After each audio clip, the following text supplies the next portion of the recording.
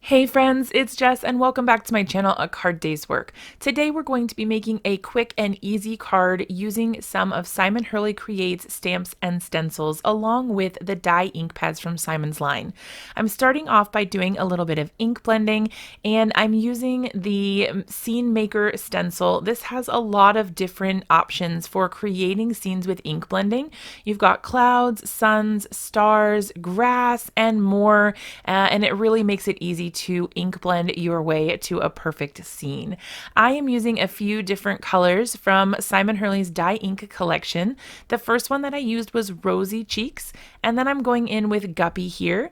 The next color I used was Overzealous, which is a green color, and I love how all of these colors turned out and look together. They create just a beautiful rainbow, and I knew when I started that I was going to need some sort of rainbow for my background. Now, when I started making this card, I actually started with the sentiment first. So I knew that I wanted to use the sweet "After every storm comes a rainbow" sentiment from the new Puddle Pals stamp set from Simon's new release. And I kind of built my card around that specific sentiment. I decided to do some rainbow clouds here, and I just love the way that this turned out. I used clear skies there for my blue color, and then I went in with triple berry for my purple.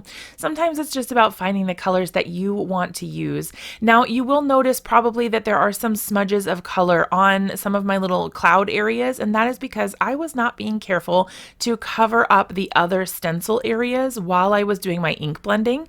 You can tape them off. You can probably notice that I have some like low tag tape stuck to a bunch of these areas, and that is just from when I had previously been ink blending and I was trying to cover up some of those stencil areas.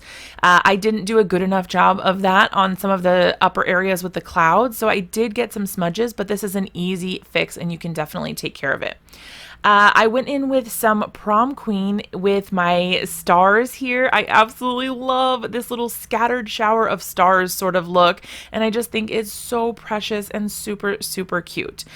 Now, I do kind of wish that I had added like a little bit less in the star department, because when it turned out, like in the end, I felt like it was a little bit too busy.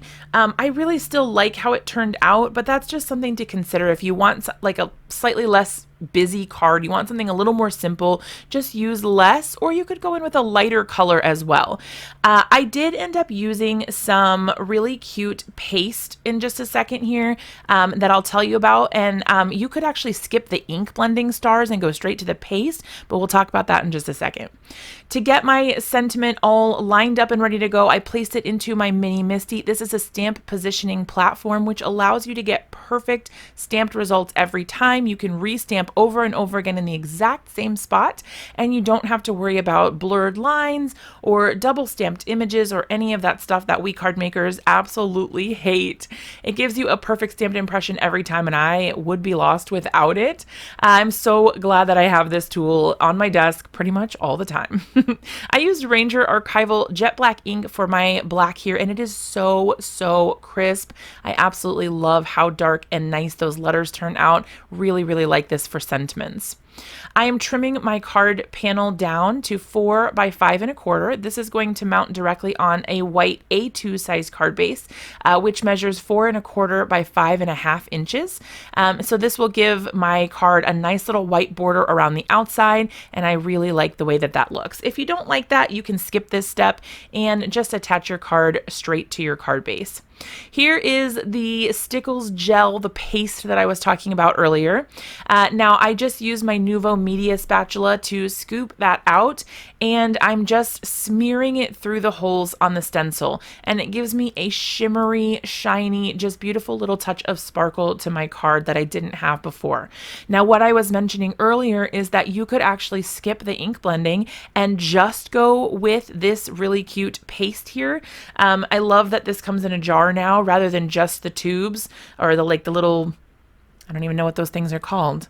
Those little containers that you squeeze it out of. I like that it comes in the jar now because you have more options and you can use it for a wider variety of things. Absolutely love that. I'm just waited for that to dry, and now I'm attaching it to a white A2 size card base like I mentioned earlier, and that honestly finishes off the card. I kept it really, really simple. I love how this turned out, and I hope that you guys do too. Let me know what you think about it down in the comment section below. If you guys are interested in checking out the new release from Simon Hurley, you can head over to the Ranger website. I've linked all of the products for you below, and you can check out the new collection. There's also some new distress colors available. So you can check out the bundle, which has the stamp, the stencil, and the background stamp. And you can get that as a bundle or purchase them individually, whichever you prefer. There's also a new ink color called Breakup Blue, and there's a re-inker that goes with that as well. So if you guys are looking for the new Simon Hurley release, click those links down below. It definitely helps me when you use my links. I do get a small commission if you use my links and then make a purchase, but it doesn't cost you anything extra, and it really helps me out. So I always appreciate when you guys do that. It's definitely not required, but always appreciated. Thank you guys so much for hanging out with me today, and I will see you guys in another video really soon.